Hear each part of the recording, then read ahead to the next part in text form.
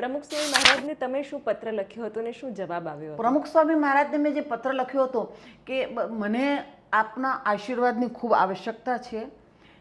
જે કૃત્ય મેં કર્યું નથી અને છતાં એના માટે મને આજે આ ભોગવવાની સજા ભોગવવાની આવી છે, તો એના માટે તમે મને શું માર્ગદર્શન આપો? કેમ મારી સાથે આ ઘટના ઘટી છે અને કેમ થયું હશે? તો અને મને માર્ગદર્શન આપો કે મારે શું કરવું. તો એમનો જે જવાબ હતો એમ જવાબમાં એમણે એમ જ કર્યું હતું કે આ જન્મના નહીં પણ તો અનેક જન્મોના કર્મો આપણે ભોગવવાના હોય છે. તો માની લો કે આ કયા જન્મનો તમે કર્મ ભોગવી રહ્યા છો અને એમાં તમને શક્તિ ભગવાન જ આપશે અને તમે ચોક્કસ આમાંથી બહાર આવશો. તમે કોઈની પાસેથી મદદ માંગી હતી કે મને આ પરિસ્થિતિમાંથી બહાર કાઢો? કોને કોને તમે પૂછ્યું હતું અને ક્યાંથી તમને સારો અને એક કહેવાય ને આશ્વાસન આપતો એક રિસ્પોન્સ મળ્યો છે? તો મેં તમને કહ્યું પ્રમાણે મારા મનોબળ માટે તમે આધ્યાત્મિક મારા ગુરુઓને મદદ માગી હતી અને એમણે સૌથી સારામાં સારી મદદ મને આ લોકો તરફથી મળી હતી. અને બીજું પક્ષમાં પણ મેં કહ્યું હતું કે મને આમાંથી બહાર લાવવા માટેનો કેવી રીતે પ્રયત્ન થાય એ પ્રમાણે મદદ કરું. તો મને અમારા પક્ષના જે પ્રદેશના કોષાધ્યક્ષ છે સુરેન્દ્ર કાકાના નામથી અમે ઓળખીએ છીએ, એ મને આવીને જેલમાં મળ્યા હતા અને મારા મનોબળને ઊંચું લાવવાનો પ્રયત્ન કર્યો હતો.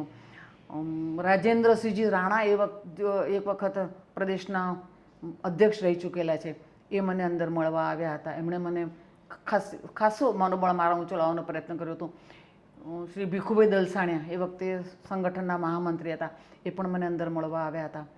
પછી સુમિત્રા મહાજનજી એ મને અંદર મળવા આવ્યા હતા. સુષ્મા સ્વરાજજીના ફોન મારા પરિવારને ખૂબ આવતા રહેતા હતા અને એ પણ એમનો મેસેજ મને એમના દ્વારા મળતો રહેતો હતો કે મદદ કરી રહ્યા છે સારી રીતે.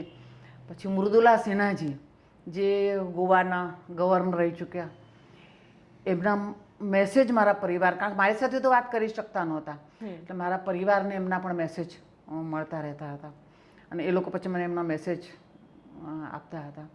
આવી રીતે બધાએ પ્રયત્ન કર્યા હતા કે મારું મનોબળ ઊંચું રહે એના માટે. મારા પરિવાર સિવાયના ઘણા બધા લોકોએ, ધારાસભ્ય મિત્રો બહેનો એ અંદર આવીને મળતી હતી. રાષ્ટ્રીય સ્વયંસેવક સંઘના પદાધિકારીઓ ઘણા બધા આવીને મને મળતા હતા અને એ લોકો